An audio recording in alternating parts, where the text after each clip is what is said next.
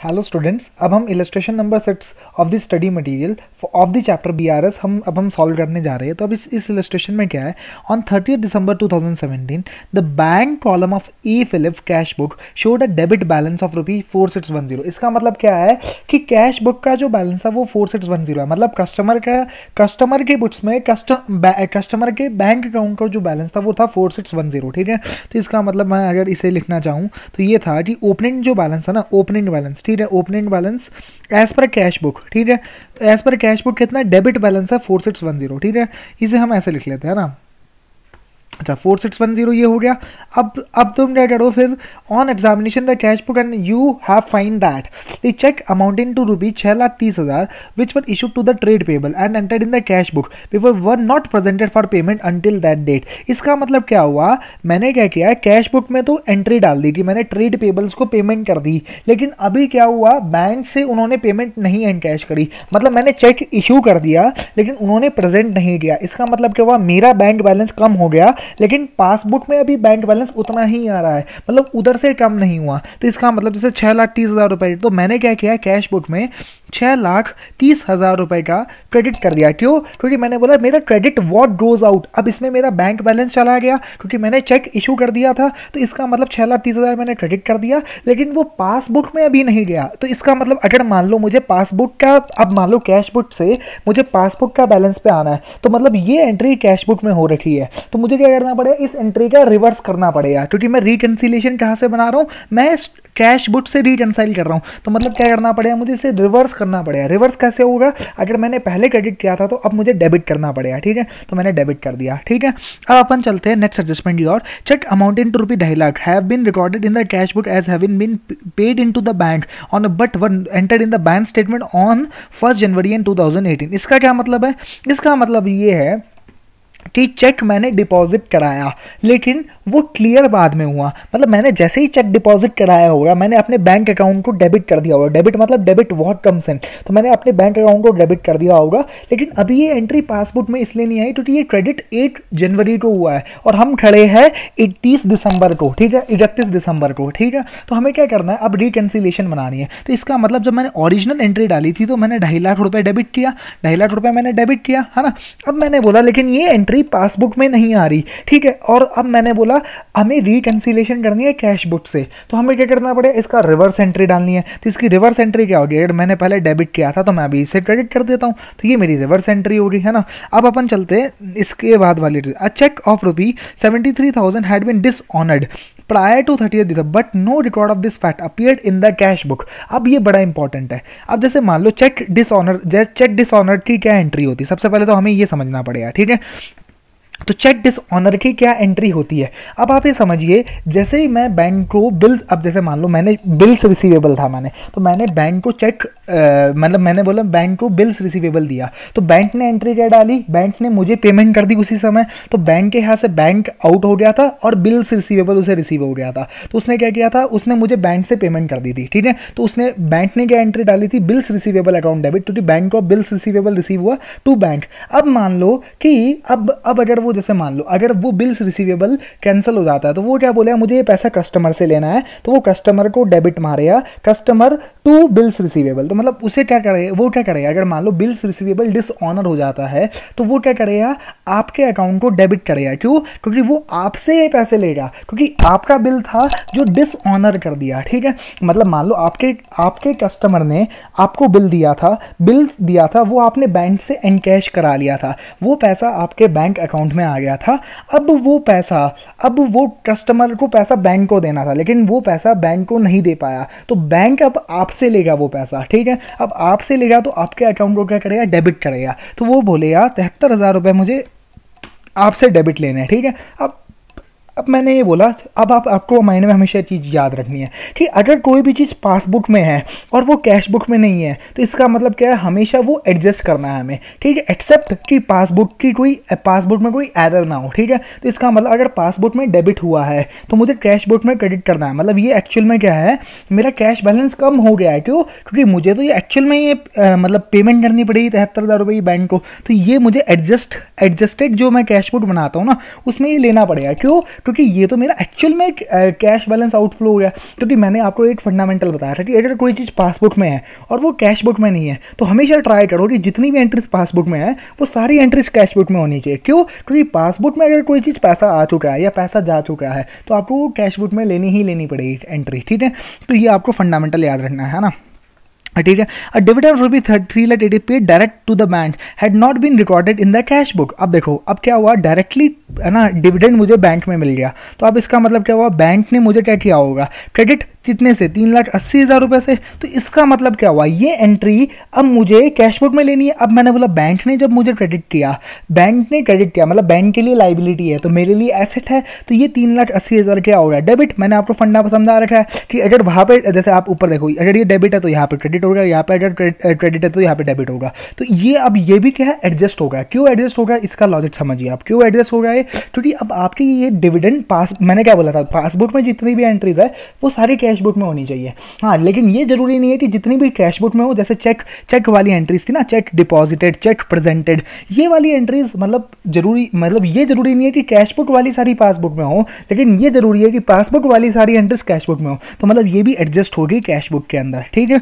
तो आपको ये भी माइंड में रखना है, ठीक है। अब अपन चलते हैं नेक्स्ट एडजस्टमेंट की ओर। Bank interest and charges amounting to ₹4200 had been charge in the bank statement but not entered in the cash book. अब ये भी देखो, अब क्या है, ये एंट्री पासबुक में तो हो रखी है, अब मतलब ये बैंक चार्जेस है, ठीक है, आप ऐसे समझिए इसे, बैंक चार्जेस है ये, ठीक है। तो 4200 रुपये के बैंक चार्जेस है, तो बैंक ने आपसे लेना था ये पैसा, तो बैंक ने क्या किया होगा, पासबुक में इसे डेबिट किया होगा। तो अब ये मानो आप, अब अगर पासबुक में जो भी चीज़ है वो सारी चीज़ें कैश बुक में होनी चाहिए, तो अगर पासबुक में कोई चीज़ डेबिट हुई है तो वो कैश बुक में क्या होगी, क्रेडिट होगी। तो ये भी एडजस्टिंग इवेंट है, ठीक है, ये भी आपको एडजस्ट करना पड़ेगा कैश बुक में, क्योंकि ये आपका खर्चा है, ये आपकी प्रॉफिटेबिलिटी और इम्पैक्ट, मतलब आप ये फंडामेंटल याद रखो, ठीक है। कोई चीज़ पासबुक में है तो वो कैश बुक में होनी ही होनी है, तो ये हमेशा एडजस्ट होगा। एक्सेप्ट इसकी एक ही एक्सेप्शन है, वो है कि अगर मान लो गलती से पासबुक में कोई चीज़ हो गई ना, तो वो एडजस्ट नहीं होगा फिर। क्यों? अगर मान लो गलती से वो डेबिट या क्रेडिट कर देता है पासबुक, तो फिर वो उसकी एडजस्टमेंट, उसकी वो चीज़ वो रिकन्सिलेशन में ही रहेगी, मतलब उससे कैश बुक नहीं इफेक्ट होगा,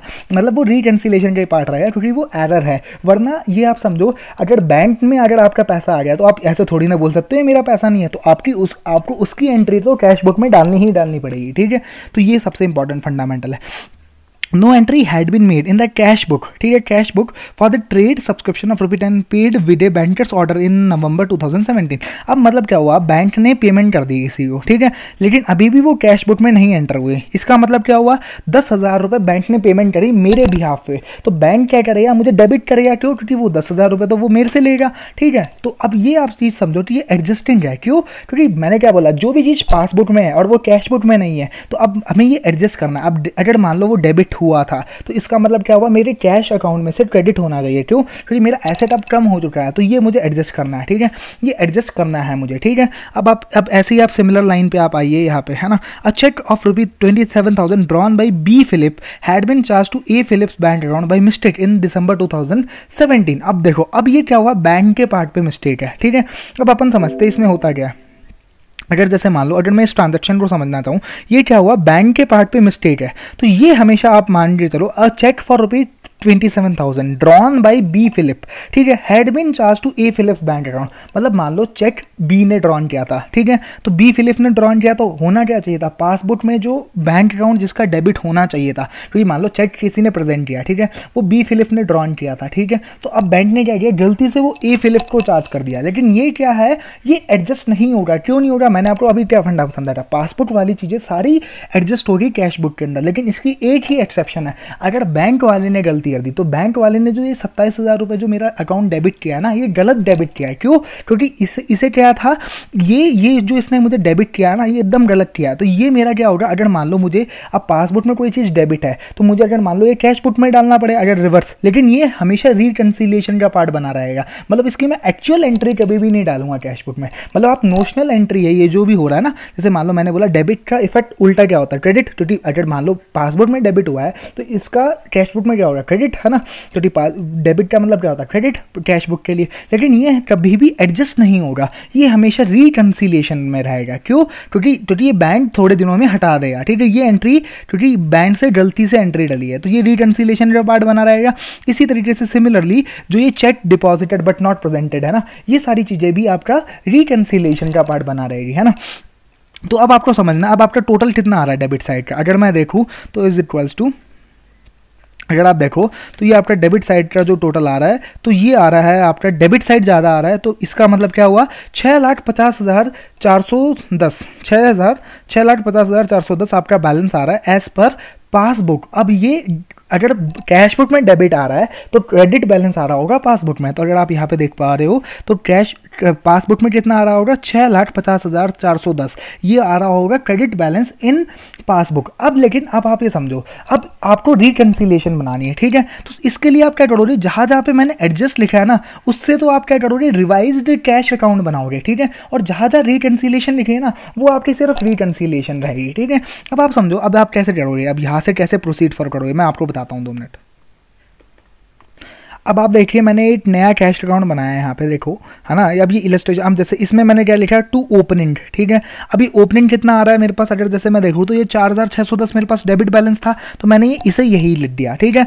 फिर आप देखो अब नेक्स्ट एडजस्टिंग इवेंट क्या है, ये 73,000 रुपये क्या था, डिसऑनर हो गया था बट नॉट रिकॉर्ड। अच्छा, मैंने बोला अब देखो, अब डिसऑनर हुआ है चेक, तो अब मैंने बोला मेरे बैंक अकाउंट में से, कैश अकाउंट में से तो ये पैसा माइनस हो जाएगा। क्यों? क्योंकि मेरा बैंक ने ये पैसा काट लिया होगा, ठीक है। लेकिन मैंने बोला अब ये पैसा मुझे किससे लेना है, कस्टमर से लेना है, तो एंट्री क्या हुई, मेरा कैश अकाउंट तो क्रेडिट हो जाएगा, ठीक है, लेकिन मुझे लेना किससे, कस्टमर से, तो एंट्री क्या होगी, कस्टमर अकाउंट डेबिट। क्योंकि मुझे तो जैसे लेट सपोज मैंने उसे माल बेचा था, उसने मुझे बिल दिया था और मैंने बैंक को बिल लेके पैसा ले लिया था, ठीक है। अब उसकी रिस्पॉन्सिबिलिटी ये थी कि वो बैंक को पेमेंट करे, लेकिन उसने बैंक को पेमेंट नहीं करी और वो पेमेंट मुझे करनी पड़ी, तो अब वो मान लो मेरे बैंक अकाउंट में से माइनस हो गया, लेकिन ये पैसा मुझे अब उससे लेना है, तो इसका मतलब क्या होता है, कस्टमर से मुझे लेना है, तो अल्टीमेटली क्या होगा, तो अगर मेरा ये बैंक अकाउंट में से माइनस तो हो जाएगा, लेकिन एंट्री क्या मतलब वो क्या होगा, जर्नल एंट्री क्या होगी, तो बाई कस्टमर अकाउंट, तो ये कितने से 73,000 रुपये से एडजस्ट हो जाएगा, ठीक है।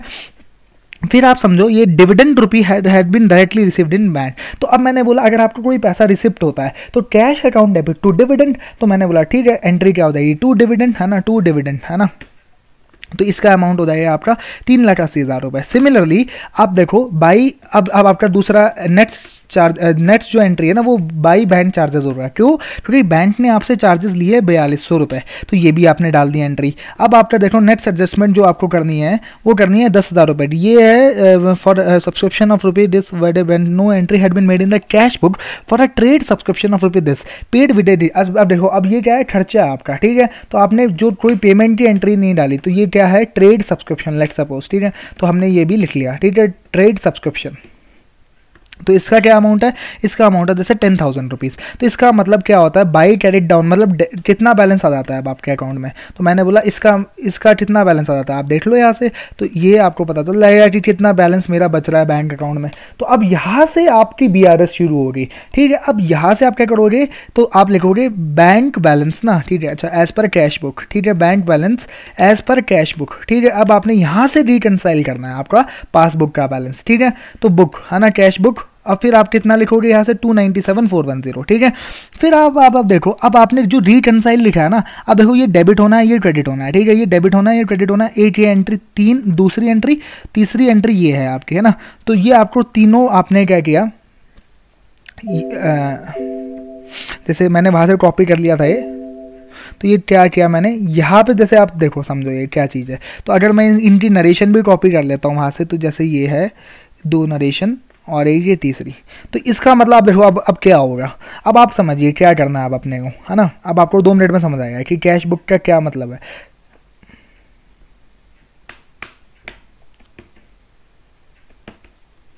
ठीक है, अब अपने देखो 297,410 में ये तो प्लस करना है क्योंकि ये डेबिट है। डेबिट क्यों हो रहा है, क्योंकि cheque amount were issued to the trade payable but were entered in the cash book, मतलब ये कैश बुक में से माइनस हो चुका था, लेकिन अब ये पासबुक में तो एंट्री हुई नहीं, तो इस अगर कैश बुक में पहले क्रेडिट हुआ था तो अब हमें रिवर्स करना है, तो हम इसे कह रहे हैं डेबिट। तो इसका मतलब अब जो हमारा जो बैलेंस आएगा ना, अब आप देखो क्या आएगा बैलेंस 972,410, ठीक है ना।